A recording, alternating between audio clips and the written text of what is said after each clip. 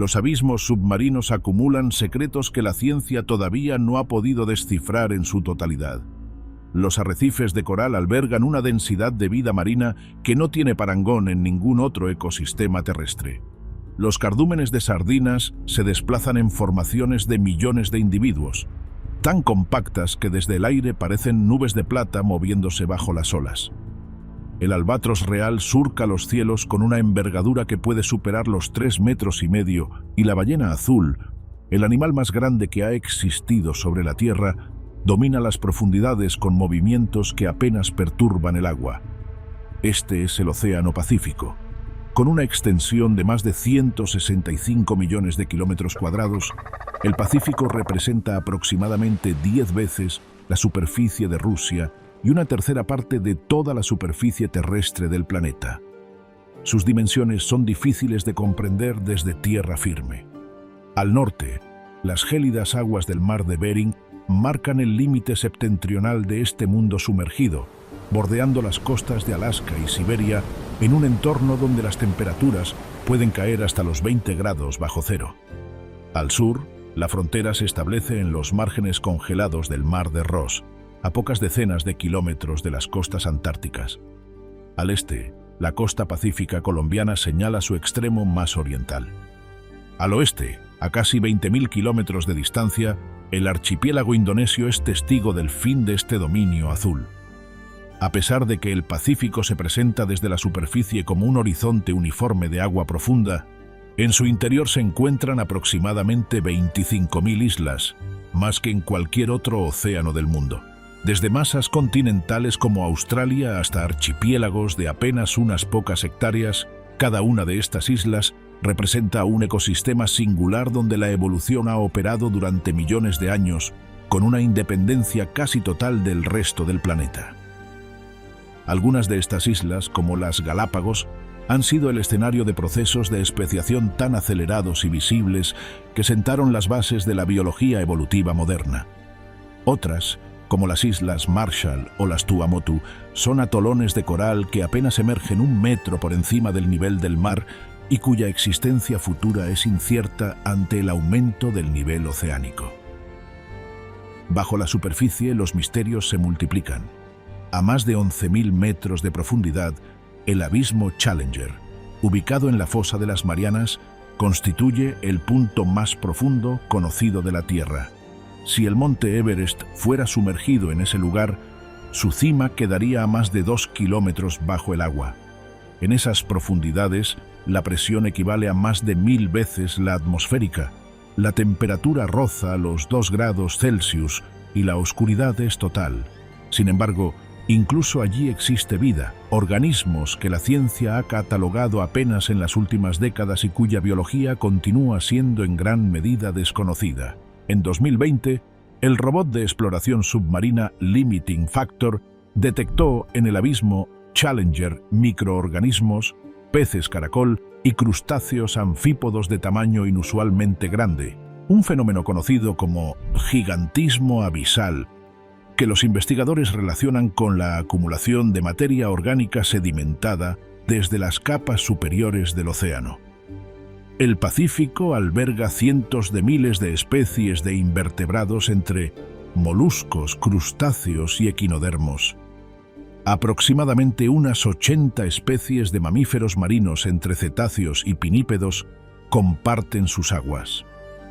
Cientos de especies de aves marinas surcan sus cielos y decenas de reptiles, entre tortugas marinas y serpientes acuáticas, completan un ecosistema que sigue siendo, en muchos de sus rincones, uno de los grandes enigmas del planeta.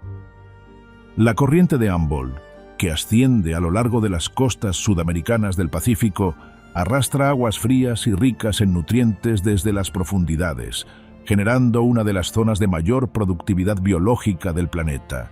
El Anillo de Fuego, el sistema de zonas sísmicas y volcánicas que rodea casi todo el perímetro del Pacífico, ha modelado durante millones de años la geología submarina de este océano, creando dorsales, fosas y archipiélagos volcánicos que son, en muchos casos, los únicos puntos sólidos en un entorno de agua que se extiende hasta donde la mirada no alcanza. De las aguas de este imponente océano brota la vida en todas sus formas, pero también emerge la muerte. Y pocas criaturas la personifican con mayor precisión que el tiburón blanco, Carcharodon carcharias, el escualo más conocido y temido del planeta. Un ejemplar adulto puede superar los 6 metros de longitud y alcanzar las 2 toneladas de peso, aunque existen registros históricos de individuos excepcionales que podrían haber llegado a 7 metros. Su boca alberga hasta 300 dientes dispuestos en varias filas, de los cuales los más prominentes pueden superar los 6 centímetros. Cuando uno cae, otro ocupa su lugar. A lo largo de su vida, un tiburón blanco puede producir más de 20.000 dientes. Sus presas incluyen focas, leones marinos, delfines, otros tiburones, tortugas marinas y en ocasiones cachalotes juveniles o calderones que nadan solos cerca de la superficie. La emboscada del tiburón blanco comienza mucho antes de que la presa advierta su presencia. En las profundidades, donde la luz penetra de forma oblicua y crea zonas de penumbra ideales para la ocultación, el escualo desciende hasta posicionarse por debajo de su objetivo. La disposición de sus ojos a ambos lados de la cabeza le proporciona un campo visual de casi 360 grados. Pero la vista no es su única herramienta. Las líneas laterales, unos órganos sensoriales distribuidos a lo largo de su cuerpo, le permiten detectar cambios de presión en el agua causados por el movimiento de otras criaturas a distancias de hasta 100 metros. El sistema de la línea lateral también puede identificar patrones de nado irregulares que en el ecosistema marino frecuentemente indican un animal herido o fatigado, es decir, una presa vulnerable. Los órganos de Lorenzini, pequeños poros en el hocico, son capaces de detectar los campos eléctricos generados por los músculos de cualquier animal vivo, incluso cuando éste se encuentra completamente inmóvil sobre el fondo marino. La sensibilidad de estos receptores es tal que pueden detectar campos eléctricos del orden de los nanovoltios por centímetro, lo que en términos prácticos significa que el tiburón puede localizar un pez enterrado en la arena simplemente por el latido de su corazón. Ya con la presa localizada, el tiburón asciende lentamente desde abajo, aprovechando su coloración dorsal oscura para mimetizarse con las profundidades cuando es visto desde arriba, mientras que su vientre blanco lo oculta frente a la claridad de la superficie cuando es observado desde abajo. Es un sistema de camuflaje pasivo que la evolución ha perfeccionado durante 450 millones de años, haciendo del linaje de los tiburones uno de los más antiguos con presencia ininterrumpida en los océanos. Cuando la distancia es la adecuada, el escualo abandona el sigilo y acelera hacia la superficie a una velocidad que puede superar los 50 kilómetros por hora. El impacto es de tal magnitud que en muchas ocasiones el tiburón emerge completamente del agua con la presa entre sus mandíbulas, en ese comportamiento conocido como bridge, que es simultáneamente una estrategia letal y uno de los espectáculos más impresionantes del océano. Las aguas frente a la isla Seal, en Sudáfrica, y la zona de las Farallones, frente a San Francisco, son los puntos del Pacífico y del océano global donde este comportamiento ha sido más documentado. Cuando la presa es de gran tamaño, el tiburón puede optar por una táctica diferente. Lanza una primera mordida profunda, retrocede y espera. Su razón es fisiológica. Una presa de 200 kilos luchando por su vida puede infligir daños serios, incluso a un depredador de su talla. Al esperar que el animal sucumba por pérdida de sangre, el tiburón minimiza el riesgo de lesiones propias. Esta conducta, aparentemente calculada, ha llevado a los investigadores a hablar de una forma de anticipación que en otros contextos definiríamos como inteligencia práctica. La mordida del tiburón blanco ejerce una presión de aproximadamente 200 kilos por centímetro cuadrado, varias veces la de cualquier mandíbula de mamífero conocida, y la geometría triangular cerrada de sus dientes maximiza la transferencia de esa presión al tejido de la presa. La competencia entre individuos por una presa también revela una complejidad social que contradice la imagen de bestia irreflexiva.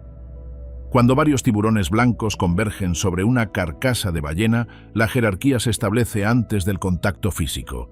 Los machos realizan patrones de natación específicos, nadan en círculos concéntricos, levantan el hocico por encima de la superficie y arquean el dorso en posturas de intimidación. Los individuos de mayor tamaño se alimentan primero. La mayor parte de las veces, las exhibiciones evitan el combate directo. Sin embargo, cuando dos ejemplares de tamaño similar y temperamentos equivalentes coinciden sobre el mismo recurso, el resultado puede ser una batalla que deja heridas profundas en ambos. Las cicatrices en la piel de los tiburones blancos adultos son registros de una historia de enfrentamientos que los científicos utilizan para identificar individuos en estudios de comportamiento a largo plazo. Uno de los individuos más famosos registrados en el Pacífico, una hembra conocida como Deep Blue, medía más de 6 metros y fue filmada en múltiples ocasiones a lo largo de más de 2 décadas, acumulando una historia natural documentada excepcional para un animal salvaje. Los tiburones blancos del Pacífico realizan migraciones de miles de kilómetros que durante décadas permanecieron incomprendidas. El estudio mediante telemetría satélite ha revelado rutas regulares entre las costas de California y lo que los investigadores denominan la encrucijada del tiburón blanco, un punto en alta mar del Pacífico Central donde los individuos se congregan durante ciertos periodos antes de regresar a las zonas costeras de caza. Los motivos de estas concentraciones en mar abierto, lejos de cualquier fuente obvia de alimento abundante, siguen siendo uno de los interrogantes abiertos de la biología marina del Pacífico. Mientras el tiburón blanco opera en aguas abiertas o próximas a las colonias de lobos marinos, en los arrecifes de coral del Pacífico, un ecosistema completamente diferente se desarrolla a escala milimétrica.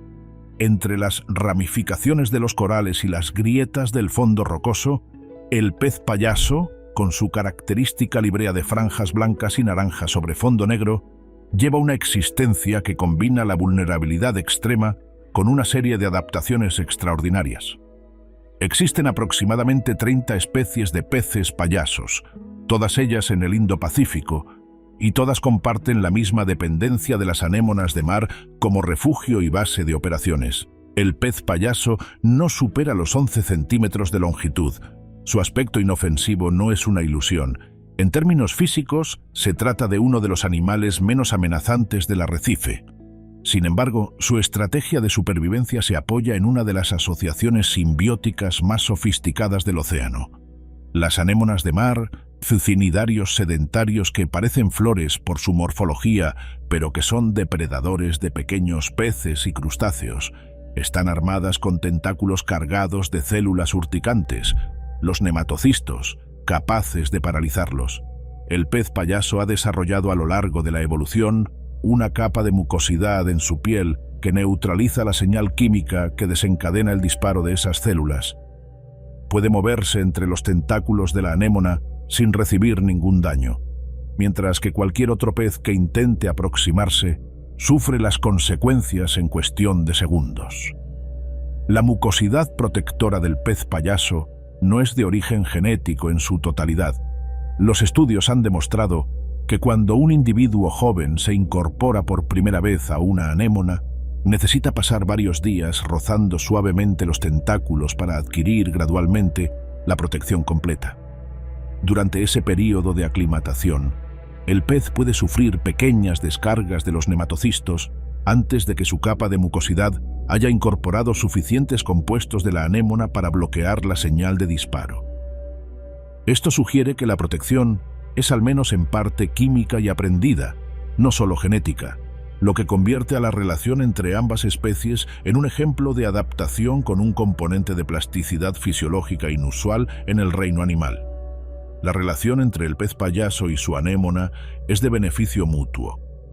El pez recibe protección frente a los depredadores que no pueden acercarse a los tentáculos. La anémona, a su vez, se beneficia de que el pez retire parásitos y tejido necrótico, aporte nutrientes a través de sus excrementos y, en algunos casos, ahuyente a ciertos peces que se alimentarían de sus tentáculos. Es una alianza que los investigadores han estudiado como modelo de coevolución, dos organismos que han modificado su biología durante millones de años para hacer posible una convivencia que resulta ventajosa para ambos. La vida social dentro del grupo de peces payasos es igualmente compleja. Cada anémona está ocupada por un grupo jerarquizado compuesto por una hembra dominante, un macho reproductor activo y varios machos subordinados que no participan en la reproducción. La hembra es siempre el individuo de mayor tamaño. Cuando ésta muere o desaparece, el macho reproductor experimenta una transformación hormonal irreversible que en pocas semanas lo convierte en hembra funcional. Simultáneamente, el macho subordinado de mayor rango asciende al papel de reproductor activo. Este mecanismo de hermafroditismo secuencial protocolario garantiza que la capacidad reproductiva del grupo se conserve independientemente de las bajas que sufra en sus miembros de mayor rango. Los mecanismos hormonales de esta transformación implican cambios en los niveles de estrógenos y andrógenos que afectan no solo al sistema reproductivo, sino también al tamaño corporal y al comportamiento del individuo. El control del territorio es también un asunto de primera importancia para el pez payaso. Cuando un intruso de la misma especie intenta acceder a una anémona ya ocupada, los individuos dominantes responden con una secuencia de comportamientos escalonados. Primero, vocalizaciones en forma de pulsos cortos y movimientos de cabeza. Si el intruso persiste, los dominantes pasan a persecuciones activas, y si la persecución no resulta suficiente, la confrontación puede escalar hasta mordiscos directos. En algunos casos documentados, cuando el intruso insiste durante demasiado tiempo, el resultado ha sido su muerte. Lo que desde fuera parecía una especie inofensiva revela, cuando se observa de cerca, un nivel de agresividad territorial que no tiene nada que envidiar a la de los grandes depredadores. La dieta del pez payaso es omnívora a pesar de su aspecto tranquilo. Se alimenta de algas, pequeños crustáceos, zooplancton y restos orgánicos de la propia anémona. Esta versatilidad dietaria le permite sobrevivir en períodos de escasez sin depender de un recurso único, lo que es una ventaja significativa en un ecosistema tan competitivo como el arrecife de coral. Durante la noche, el pez payaso permanece en el interior de la anémona, completamente protegido por sus tentáculos, en una de las soluciones de seguridad nocturna más eficaces del arrecife. Muy lejos de los arrecifes iluminados donde vive el pez payaso, en la oscuridad de las profundidades abisales del Pacífico, opera una criatura que durante siglos ha capturado la imaginación de marineros, naturalistas y escritores. El cachalote, Physeter macrocephalus, con hasta 16 metros de longitud y 45 toneladas de peso en los machos adultos más grandes, es el depredador dentado de mayor tamaño que existe sobre la Tierra. Su cabeza cuadrada, desproporcionadamente grande respecto al cuerpo, puede representar hasta un tercio de su longitud total. Sus dientes, ubicados únicamente en la mandíbula inferior, pueden pesar más de 1 kilogramo cada uno y se encajan en cavidades de la mandíbula superior cuando la boca está cerrada. El cachalote vive en un mundo sin luz.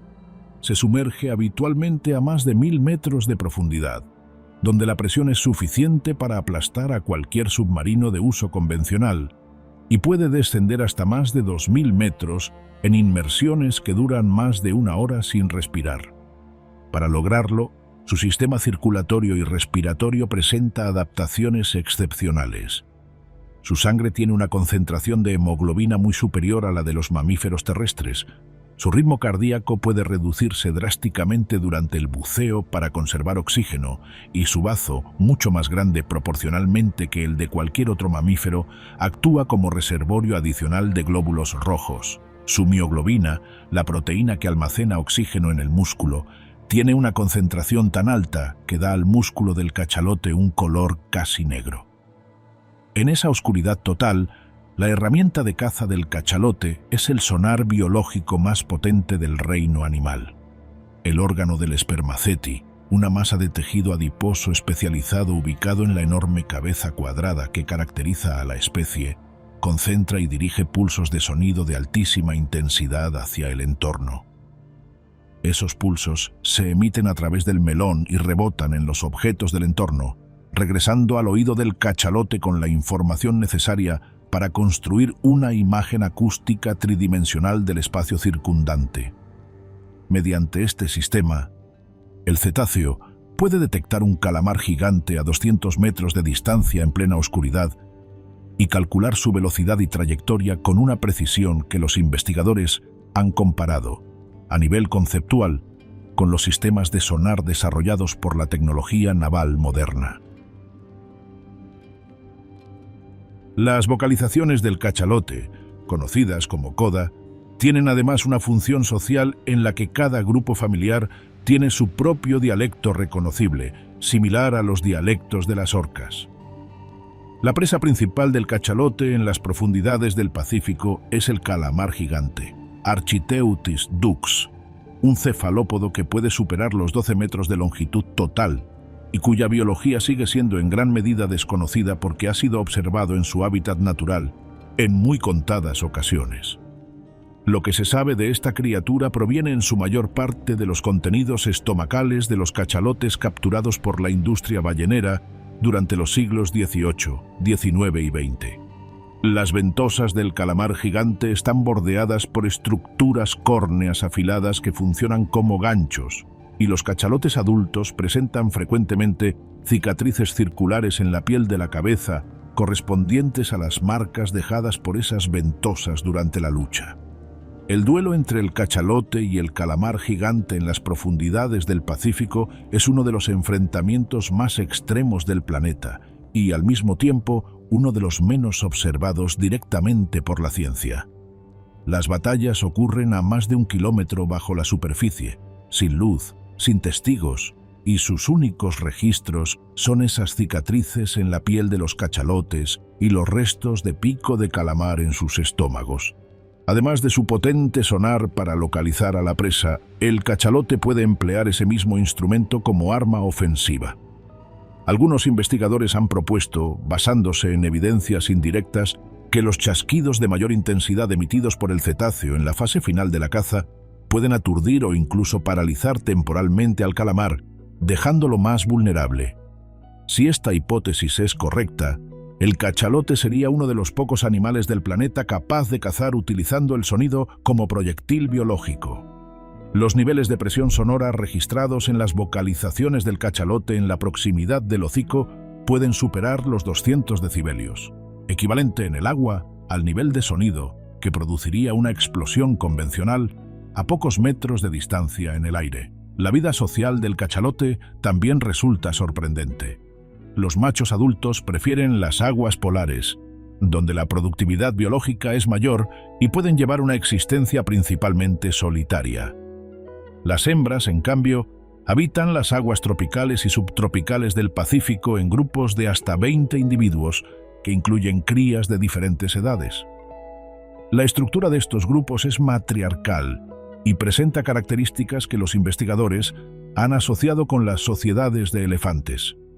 Unidades familiares estables a lo largo del tiempo, vínculos persistentes entre individuos y comportamientos cooperativos en la crianza. Cuando una cría es demasiado joven para acompañar a su madre en las inmersiones profundas, otras hembras del grupo se quedan en superficie a cuidarla, en una forma de cuidado a lo parental que hasta hace pocas décadas no se sabía que existía en los cetáceos. La lactancia dura hasta 42 meses, y las crías aprenden de sus madres tanto las técnicas de caza como los dialectos de chasquidos que identifican a cada grupo familiar. A los 10 años aproximadamente, los machos jóvenes emigran hacia aguas más frías, iniciando una vida en solitario que los llevará a los oscuros abismos del Pacífico Norte. El ámbar gris, una sustancia cérea producida en el intestino del cachalote en respuesta a la ingestión de los picos córneos de los calamares, fue durante siglos uno de los ingredientes más valiosos de la perfumería. Su función biológica exacta no está completamente explicada, aunque algunos investigadores proponen que actúa como lubricante que facilita el tránsito de los elementos duros e indigestibles de la presa. Un fragmento de ámbar gris de varios kilogramos que aparece flotando en el Pacífico puede alcanzar en el mercado internacional un valor de decenas de miles de dólares, lo que convirtió al cachalote en uno de los blancos prioritarios de la industria ballenera durante más de 200 años. A profundidades más accesibles, en las aguas costeras que no superan los 70 metros, una criatura antigua se desplaza con una elegancia que no ha cambiado en más de 100 millones de años. La tortuga Carey, Eretmochelis imbricata, es uno de los 7 representantes del orden de los quelonios marinos y uno de los 2 que habitan regularmente las aguas del Pacífico. Su caparazón, compuesto de placas de queratina sobre una estructura ósea, presenta un patrón de tonos ámbar, marrón y negro que varía según el individuo y la región. La característica que da nombre a la especie es su mandíbula superior alargada en forma de pico pronunciado y ligeramente ganchudo, una adaptación que le permite extraer esponjas, corales blandos y pequeños invertebrados de las grietas de los arrecifes con una precisión que otros depredadores de mayor tamaño no pueden igualar. La tortuga carey alcanza los 80 kilos de peso y puede superar el metro de longitud. Sus aletas delanteras, musculosas y equipadas con 2 garras en cada una, le proporcionan la propulsión necesaria para alcanzar velocidades de hasta 24 kilómetros por hora. Las aletas traseras más pequeñas actúan como timón. Su cuerpo aplanado dorsoventralmente le permite maniobrar entre las estructuras del arrecife con una precisión que resulta sorprendente dado su tamaño. Puede realizar giros bruscos en espacios reducidos, desplazarse hacia atrás y moverse a través de corredores de coral de escasa anchura. Y cuando las circunstancias lo requieren, puede contener la respiración durante hasta 80 minutos, descendiendo a profundidades donde la presión requiere adaptaciones fisiológicas específicas. La dieta de la tortuga carey merece una mención especial.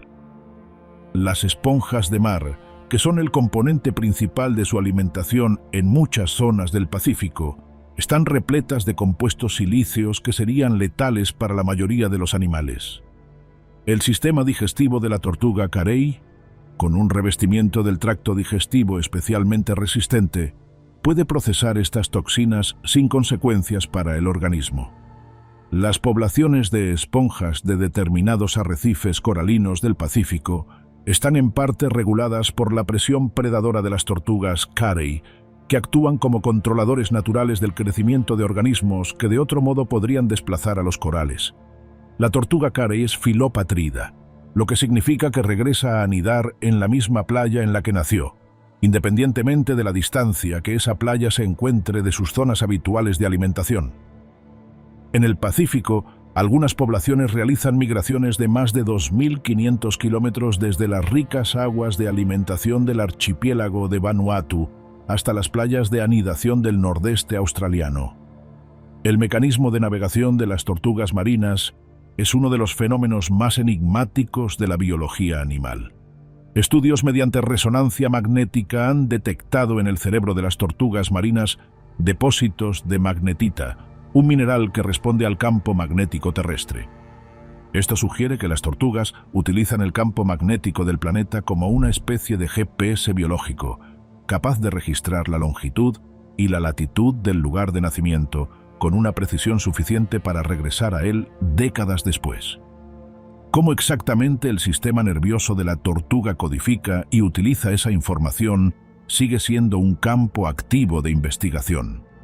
Durante ese trayecto en mar abierto, la tortuga está expuesta a depredadores que no encontraba en la relativa seguridad del arrecife: tiburones tigre, tiburones toro y tiburones blancos, además de orcas en determinadas zonas. En las aguas costeras, los cocodrilos de agua salada representan un peligro adicional. La defensa de la tortuga carey frente a estos depredadores se apoya en 3 recursos principales.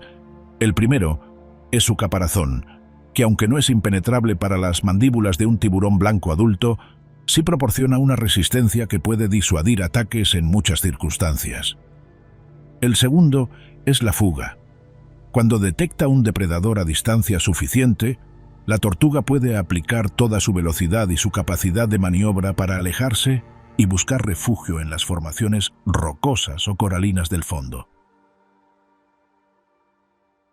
El tercero, cuando la huida no es posible, Es el combate directo mediante giros bruscos y aceleraciones abruptas que dificultan la captura incluso a predadores tan eficientes como el tiburón blanco.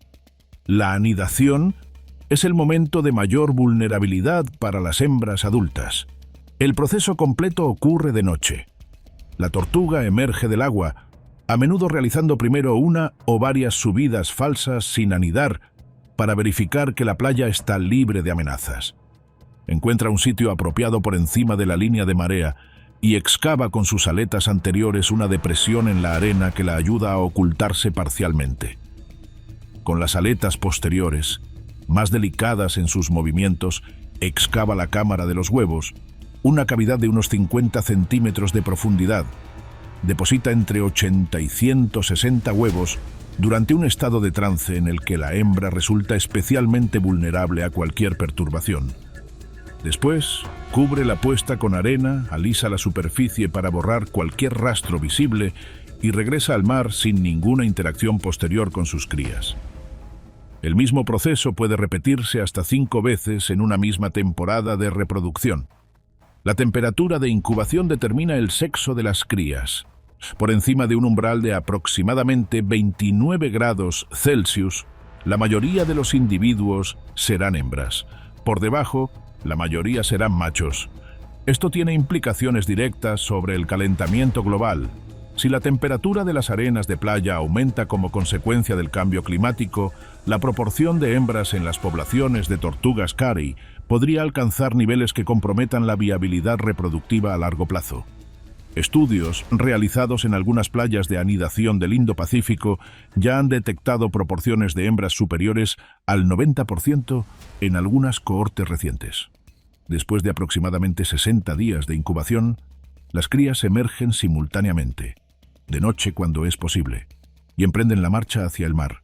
Es uno de los espectáculos más dramáticos del Pacífico y también uno de los más cruelmente selectivos. Solo una de cada 1000 crías alcanza la madurez sexual. En cualquier punto del Pacífico, desde las aguas polares hasta los trópicos, la aparición de un grupo de orcas transforma inmediatamente la dinámica del ecosistema. Orcinus orca, clasificado taxonómicamente como el mayor de los delfines, es el depredador ápice de los océanos del mundo sin excepción. No existe especie marina que esté fuera del alcance de sus estrategias de caza cuando opera en grupo, incluida la ballena azul, el animal más grande que ha habitado la Tierra en toda su historia. Un macho adulto de orca puede alcanzar 9 metros de longitud y pesar hasta 6 toneladas. Su aleta dorsal, que en los machos puede superar el 1,5 metros de altura, es el rasgo más identificable de la especie y uno de los elementos que los investigadores utilizan para el seguimiento individual mediante fotografía. Los grupos, denominados vainas o pods, tienen en el Pacífico un tamaño medio de 12 individuos, aunque existen vainas de más de 50 y se han registrado congregaciones de varios cientos de orcas, los superpods, en zonas de alta productividad estacional. El cerebro de la orca pesa hasta 7 kilogramos y presenta una complejidad estructural que solo los grandes primates y los humanos superan. En particular, las orcas poseen una región cerebral denominada córtex paralímbico, que es proporcionalmente mayor que en ningún otro mamífero conocido y que los neurocientíficos asocian con la integración emocional y social. Este órgano es la base de una inteligencia que se manifiesta en comportamientos de caza extraordinariamente elaborados, en la transmisión cultural de técnicas entre generaciones y en el desarrollo de dialectos de comunicación propios de cada vaina, tan diferenciados entre sí que las orcas de grupos distintos pueden no entender las vocalizaciones de las otras. Dentro de cada vaina, los individuos utilizan silbidos para la comunicación social, chasquidos de ecolocalización para la detección de presas y vocalizaciones pulsadas para la coordinación durante las cacerías. Cuando cazan peces, la estrategia más frecuente es el arreo de cardúmenes hacia la superficie. Las orcas se coordinan para rodear un sector del cardumen, comprimirlo en una bola de cebo compacta y después turnarse para atacar mediante golpes de aleta caudal que aturden o matan a docenas de peces en cada impacto. La sincronización de estos movimientos entre individuos de la vaina requiere un nivel de coordinación que los investigadores solo han observado en otras dos especies, los lobos y los chimpancés. Algunas vainas han desarrollado una técnica adicional que consiste en mostrar sus vientres blancos y destellantes a los peces para desorientarlos y dificultar la dispersión del cardumen. El comportamiento específico varía entre vainas, lo que indica que se trata de tradiciones culturales aprendidas, no de instintos genéticos.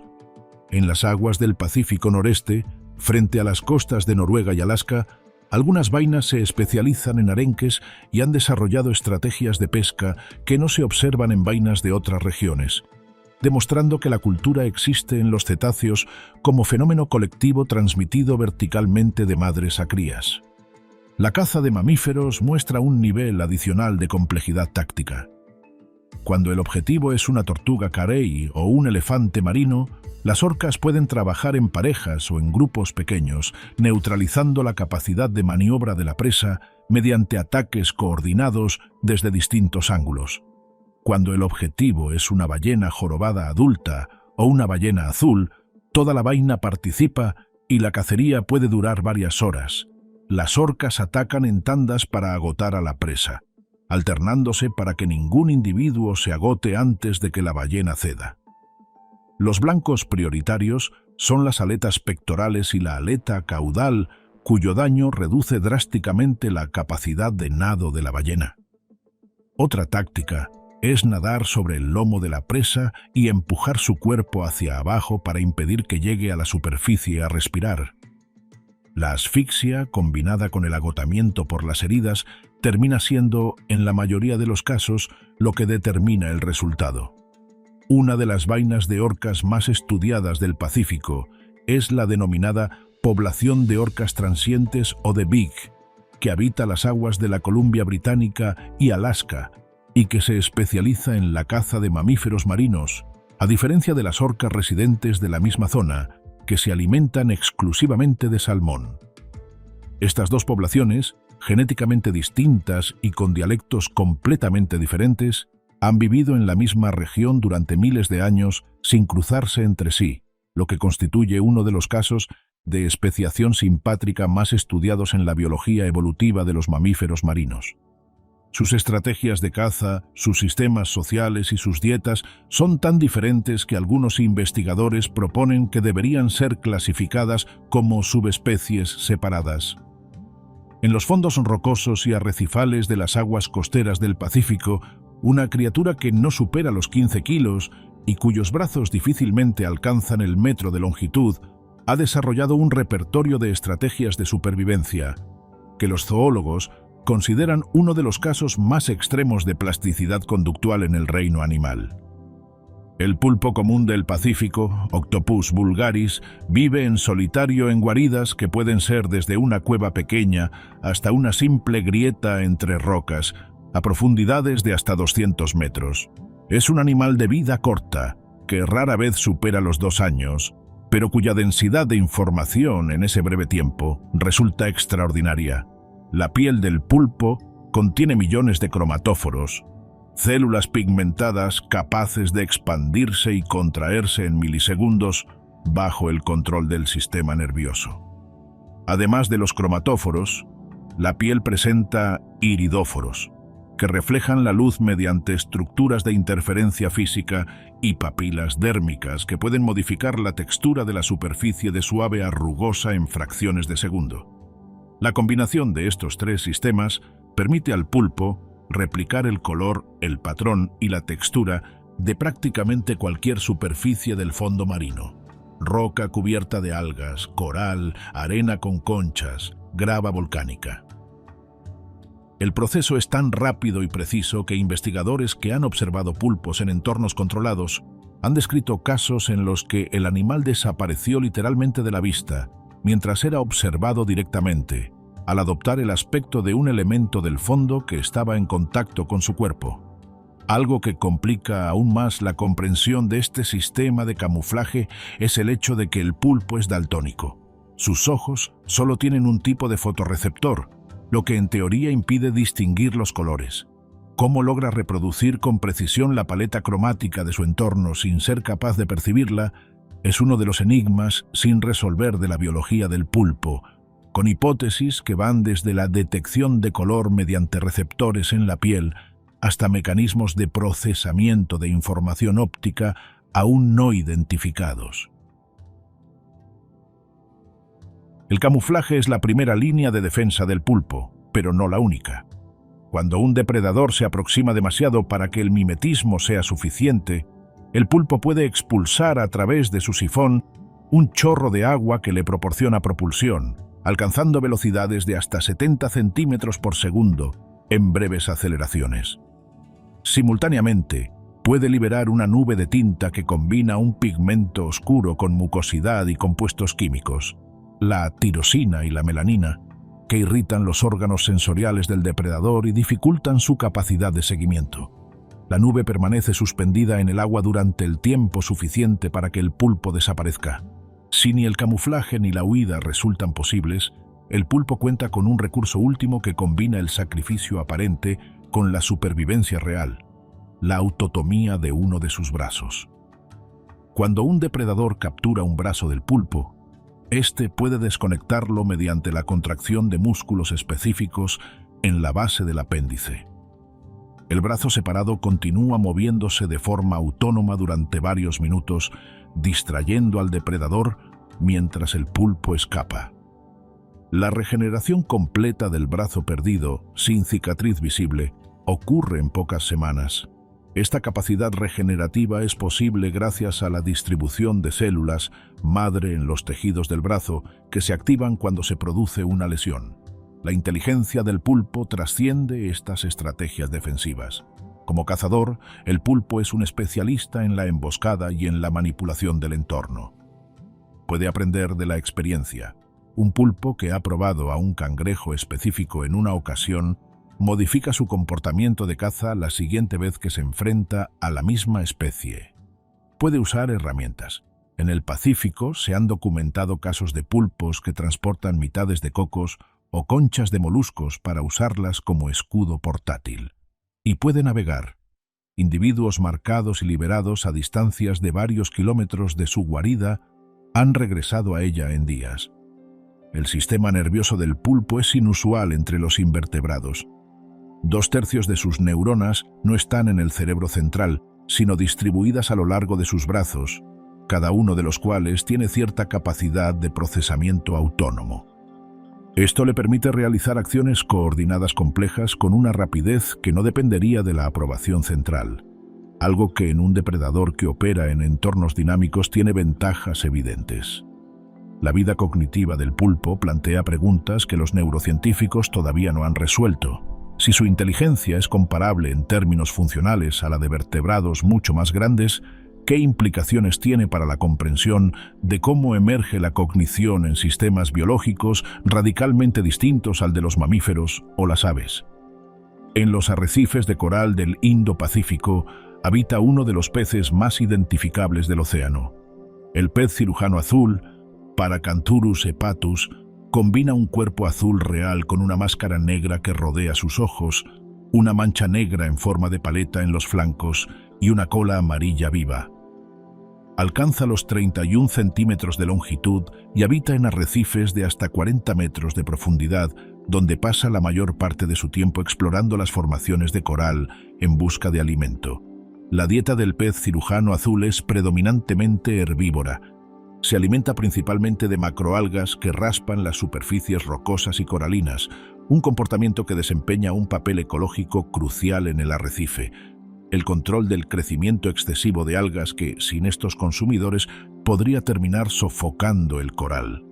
En ausencia de suficientes peces herbívoros, las algas pueden crecer con tal velocidad que cubren las superficies de los corales impidiendo su alimentación y respiración. Un proceso que puede conducir a la muerte del coral y a la transformación del arrecife en un sustrato dominado por macroalgas, mucho menos diverso y productivo.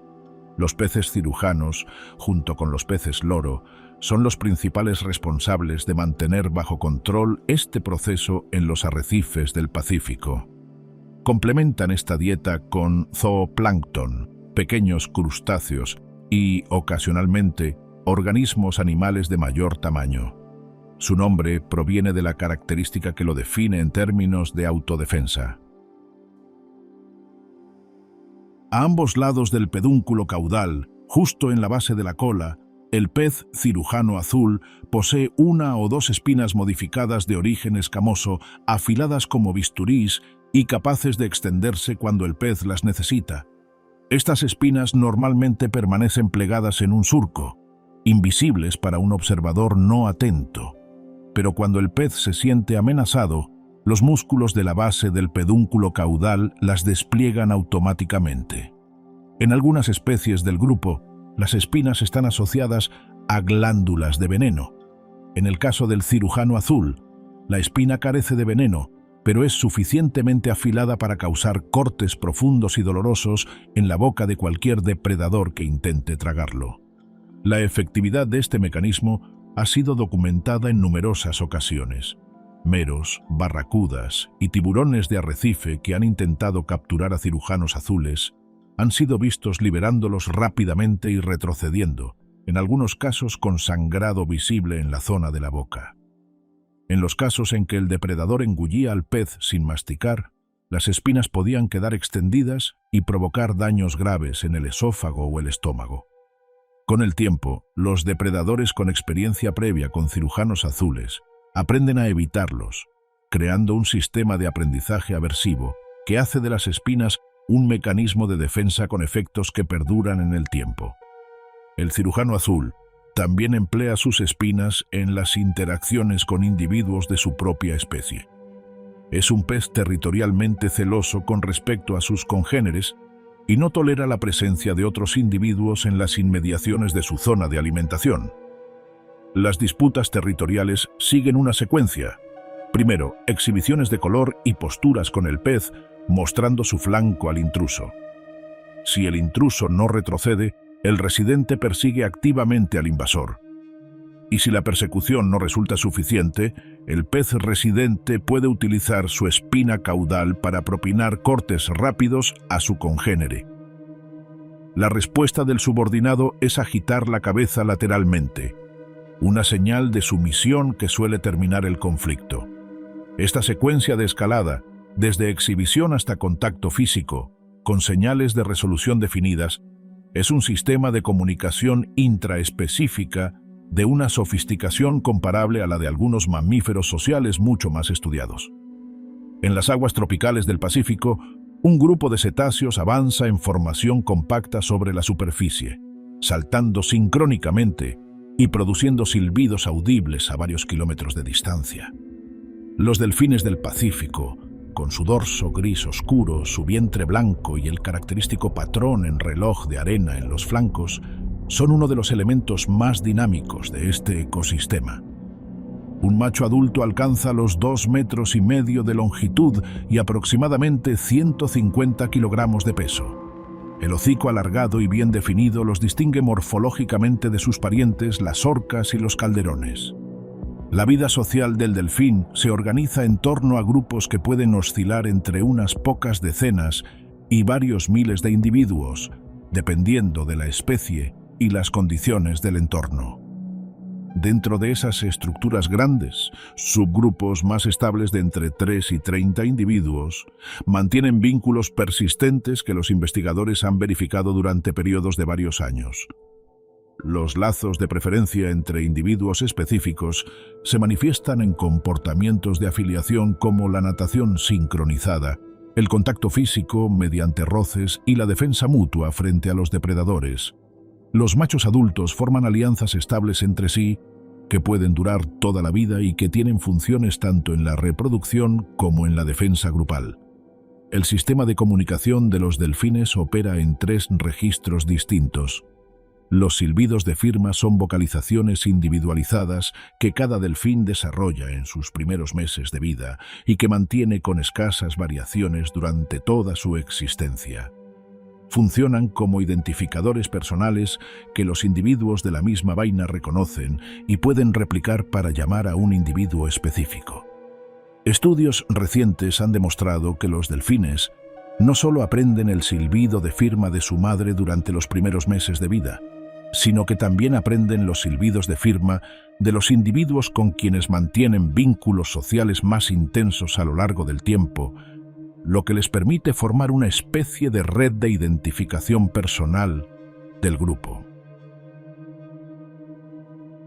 Los chasquidos de ecolocalización son emisiones de alta frecuencia, de hasta 150 kHz, que rebotan en los objetos del entorno y cuya información de eco es procesada por el melón para construir una imagen acústica del espacio circundante. La caza cooperativa del delfín ha sido estudiada extensamente en el Pacífico y muestra un nivel de sofisticación comparable al de las orcas en términos relativos a su tamaño y capacidad. Cuando el grupo localiza un cardumen mediante ecolocalización, los individuos se dividen espontáneamente en roles. Algunos rodean el cardumen para evitar su dispersión, otros lo arrean hacia la superficie o hacia aguas poco profundas para reducir el espacio de huida de los peces, y otros atacan directamente. El golpe de aleta caudal, que en las orcas puede matar a varios peces simultáneamente, es también parte del repertorio del delfín, aunque a escala más reducida.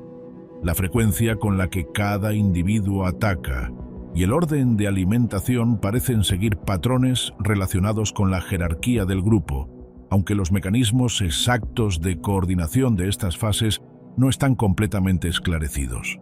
Cuando el objetivo es una presa de mayor tamaño, como un calamar de talla considerable o un pez grande, el delfín puede actuar en solitario. Alcanza velocidades de hasta 60 km/h en sprints cortos durante las persecuciones y puede realizar cambios de dirección abruptos mediante el uso combinado de sus aletas pectorales y su aleta caudal. Sus mandíbulas, con entre 80 y 100 dientes pequeños y cónicos, no están diseñadas para el desgarro sino para sujetar presas resbaladizas. Una vez capturada una presa de gran tamaño, el delfín puede golpearla repetidamente contra la superficie del agua para aturdirla antes de ingerirla o presionarla contra el fondo marino con el mismo objetivo. Los delfines dedican una proporción significativa de su tiempo a actividades que no tienen relación directa con la alimentación o la reproducción: saltos acrobáticos fuera del agua, juegos con algas u otros objetos flotantes, persecuciones lúdicas entre individuos y comportamientos de exploración sin objetivo aparente. Se han documentado casos de delfines del Pacífico que intencionalmente buscan contacto con peces globo y los provocan suavemente para que liberen pequeñas cantidades de toxina, pasándose el pez de uno a otro dentro del grupo, en lo que algunos investigadores han descrito, con cautela, como comportamiento lúdico con efectos psicoactivos. La interpretación de comportamientos complejos en animales no humanos sigue siendo un campo en el que las conclusiones deben tomarse con precaución. Para dormir, los delfines emplean el sueño uniemisférico, una forma de descanso en la que solo uno de los hemisferios cerebrales duerme cada vez mientras el otro permanece activo, lo que permite al animal mantener el movimiento, la respiración y un cierto nivel de vigilancia frente a los depredadores durante el reposo. Esta adaptación, compartida con las orcas, los manatíes y algunas aves migratorias, es una de las soluciones evolutivas más elegantes al problema de conciliar el descanso con la vigilancia en entornos de alta presión predadora. Entre las criaturas más grandes del Pacífico que no son depredadoras activas de presas de gran tamaño, la mantarraya oceánica, Móbula virostris, ocupa un lugar singular. Con una envergadura de hasta 9 metros y un peso que puede superar las 2 toneladas, es el mayor pez cartilaginoso con alimentación por filtración del planeta. Su cuerpo aplanado dorsoventralmente, sus enormes aletas pectorales triangulares que se extienden a ambos lados del eje central y su larga cola desprovista de aguijón le dan una silueta que desde debajo recuerda a unas alas que surcan el agua en lugar del aire. Este aspecto ha llevado a que en algunas culturas del Pacífico la mantarraya haya sido asociada históricamente con entidades sobrenaturales o con espíritus del océano, referencia a la forma en que este enorme pez planea silenciosamente en las corrientes marinas como si no tuviera peso. La coloración de la mantarraya tiene una función que va más allá de la estética. El dorso, de tonos negro, azul marino o marrón oscuro, resulta prácticamente invisible cuando se observa desde arriba, mimetizándose con las profundidades del océano. El vientre, blanquecino, se confunde con la claridad de la superficie cuando el animal es visto desde abajo. Este contracoloreado bilateral, que comparte con muchos tiburones y varios peces pelágicos, es una forma de camuflaje simultáneo frente a depredadores que podrían acecharla desde arriba o desde abajo. La alimentación de la manta oceánica se basa en el zooplancton, especialmente en pequeños crustáceos como los copépodos y el krill, así como en pequeños peces que se agrupan en la columna de agua. Para capturar estas presas, la manta nada con la boca ampliamente abierta, desplegando sus lóbulos cefálicos, dos apéndices en forma de cuerno a ambos lados de la cabeza que se extienden para ampliar el área de captura y dirigir el agua cargada de plancton hacia las branquias. El agua pasa a través de una estructura de filtración branquial y las partículas de alimento quedan retenidas. Dado su tamaño, las mantarrayas oceánicas deben consumir entre el 10 y el 13% de su peso corporal semanalmente para mantener sus funciones vitales, lo que en una manta de 2 toneladas implica ingerir entre 200 y 260 kilogramos de plancton a la semana. A diferencia de otros peces pelágicos de gran tamaño, la mantarraya no puede permanecer estacionaria sin ahogarse. Necesita nadar constantemente para mantener un flujo adecuado de agua oxigenada a través de sus branquias. Esta obligación la convierte en una criatura eternamente en movimiento, y sus migraciones han sido rastreadas mediante telemetría satélite a lo largo de miles de kilómetros en el Pacífico. Los datos de seguimiento han revelado que las mantarrayas pueden descender hasta 1000 metros de profundidad, posiblemente para termorregular o para acceder a capas de plancton que a ciertas horas del día descienden por debajo de la zona fótica. También se han registrado comportamientos de salto fuera del agua que los investigadores no han explicado de forma definitiva. Algunas hipótesis proponen que sirven para comunicación visual entre individuos, para liberarse de parásitos o simplemente como comportamiento lúdico.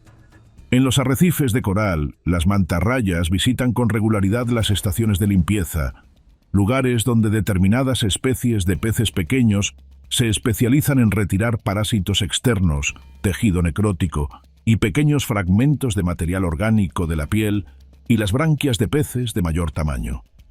La manta se acerca lentamente a la estación, reduce su velocidad y permanece prácticamente inmóvil durante varios minutos, mientras los peces limpiadores realizan su trabajo. Este comportamiento está regulado por señales visuales y posturales específicas que los investigadores han interpretado como un protocolo de señalización que indica a los peces limpiadores que el animal grande no va a intentar capturarlos. Cada mantarraya suele tener preferencias por determinadas estaciones de limpieza, a las que regresa de forma regular, lo que sugiere una forma de memoria espacial que combina la orientación en el espacio con la memorización de recursos específicos. Sus depredadores en el Pacífico son pocos pero peligrosos: tiburones tigre, tiburones toro, orcas y en ocasiones tiburones blancos de gran tamaño. Frente a ellos, la mantarraya depende de su agilidad, que resulta sorprendente dada su envergadura. Aceleran con rapidez mediante golpes de sus grandes aletas pectorales y pueden realizar giros bruscos que dificultan la captura. También pueden descender rápidamente a profundidades a las que los tiburones costeros no pueden seguirlas. En las aguas del Pacífico Norte, entre California y Alaska, habita uno de los mamíferos marinos más singulares del hemisferio. El elefante marino del norte, Virunga angustirostris, alcanza en los machos adultos las 2,5 toneladas de peso y los 4,5 metros de longitud.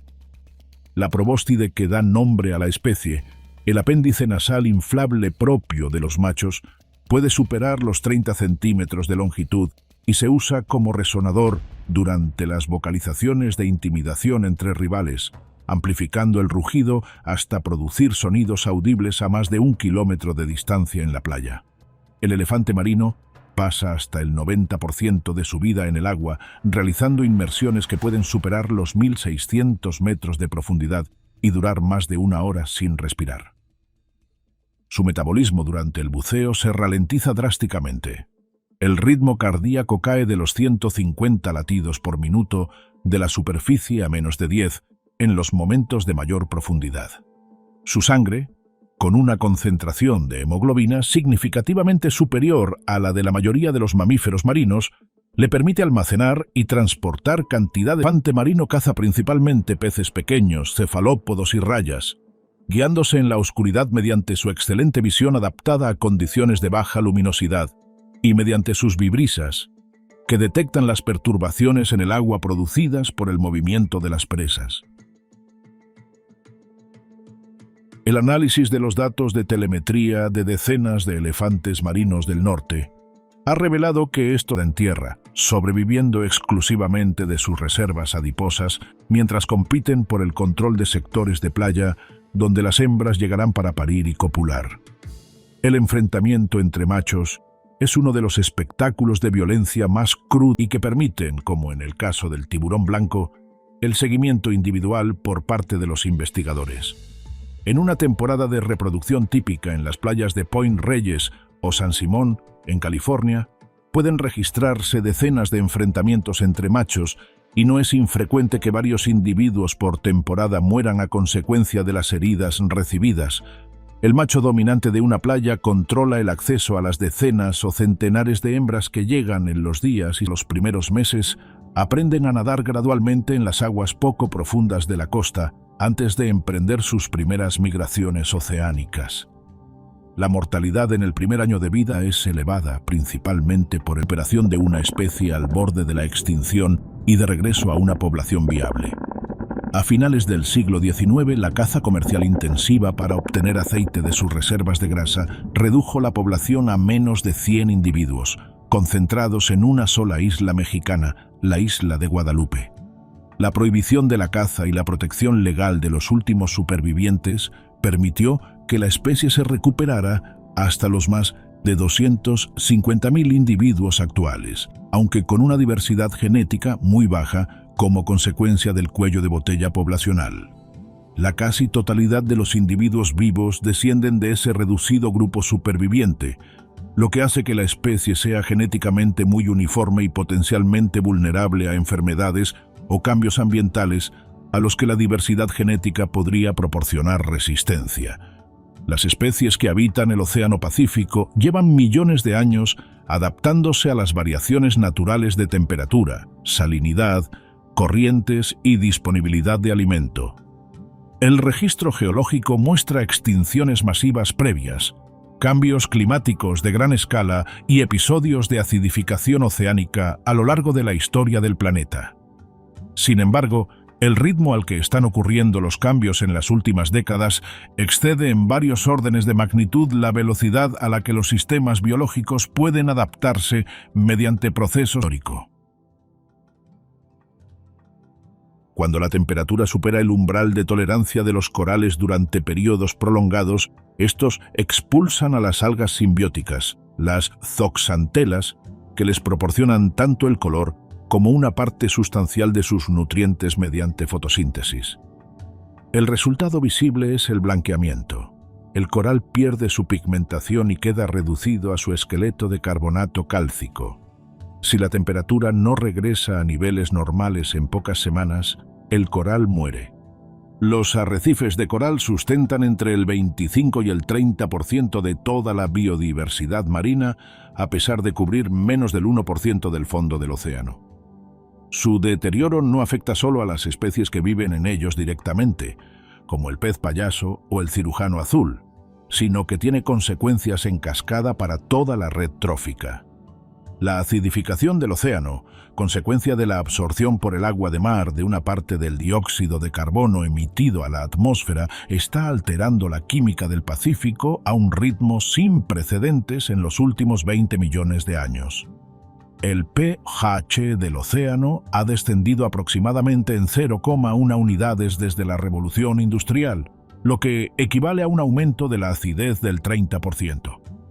Para los organismos que construyen estructuras de carbonato cálcico, como los corales, los moluscos y ciertos crustáceos, este cambio dificulta directamente la formación de sus caparazones y esqueletos.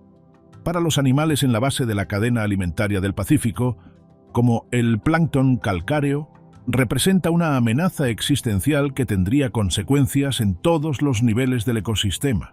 La sobrepesca industrial elimina biomasa de las poblaciones de peces a un ritmo que supera la capacidad de recuperación de muchas especies. En el Pacífico, la flota pesquera industrial opera con redes de arrastre que rastrean el fondo marino y destruyen los hábitats estructuralmente complejos que utilizan como refugio cientos de especies. Las capturas incidentales, el bycatch, matan cada año a decenas de miles de tortugas, rayas, tiburones y cetáceos, incluyendo orcas que quedan atrapados en redes diseñadas para capturar otras especies. La tortuga cari, ya clasificada como en peligro crítico de extinción por la Unión Internacional para la Conservación de la Naturaleza, continúa siendo capturada accidentalmente en pesquerías de todo el Pacífico. La contaminación plástica ha alcanzado en el Pacífico dimensiones que han generado lo que se conoce como la Gran Mancha de Basura del Pacífico Norte, una acumulación de fragmentos plásticos en superficie y columna de agua de un área aproximadamente equivalente a 3 veces la superficie de Francia. El problema no radica principalmente en los objetos de mayor tamaño, sino en los microplásticos. Fragmentos de menos de 5 milímetros resultantes de la descomposición de materiales más grandes, que son ingeridos por organismos filtradores como la mantarraya oceánica, los peces pelágicos y el zooplancton. La ingestión de microplásticos tiene efectos documentados sobre la capacidad reproductiva, el sistema inmune y el desarrollo de los organismos marinos. En los estómagos de las mantarrayas oceánicas del Pacífico, los investigadores han encontrado plásticos en concentraciones que sugieren que estos animales ingieren inadvertidamente microplásticos junto con el plancton del que se alimentan, dado que los dos tienen tamaños similares, y la mantarraya no dispone de un mecanismo de filtrado selectivo. Las tortugas carey han visto reducidas sus poblaciones durante el siglo XX en más del 80%, resultado de la combinación de la caza histórica por su caparazón, utilizado en artesanía, y de la captura accidental en redes. Los cachalotes, cuya historia estuvo marcada por la industria ballenera, han recuperado parte de sus números, pero continúan siendo vulnerables a la contaminación acústica submarina producida por el tráfico marítimo, que interfiere con su sonar biológico, y a la ingestión de plásticos que obstruyen su sistema digestivo. Varios individuos varados en las costas del Pacífico en los últimos años han sido hallados con decenas de kilogramos de plástico en su aparato digestivo, lo que en algunos casos ha sido identificado como causa contribuyente de su muerte. Sin embargo, el Pacífico también ha mostrado en las últimas décadas una capacidad de recuperación que supera las predicciones más pesimistas cuando las presiones sobre sus ecosistemas disminuyen. Las poblaciones de elefantes marinos del norte se han recuperado hasta superar los 250.000 individuos gracias a la protección legal. Algunas zonas donde la pesca industrial ha sido restringida o prohibida han mostrado recuperaciones significativas en la biomasa de peces en períodos de entre 5 y 15 años. Y las áreas marinas protegidas del Pacífico, aunque todavía insuficientes en extensión y en eficacia de gestión, están demostrando que la protección efectiva puede revertir parte del deterioro acumulado cuando se aplica con rigor y durante tiempo suficiente. El océano más grande del planeta continúa siendo también el más desconocido, y muchas de las especies que lo habitan enfrentan el siglo XXI con poblaciones reducidas, hábitats alterados y amenazas sin precedentes en la historia de la vida marina.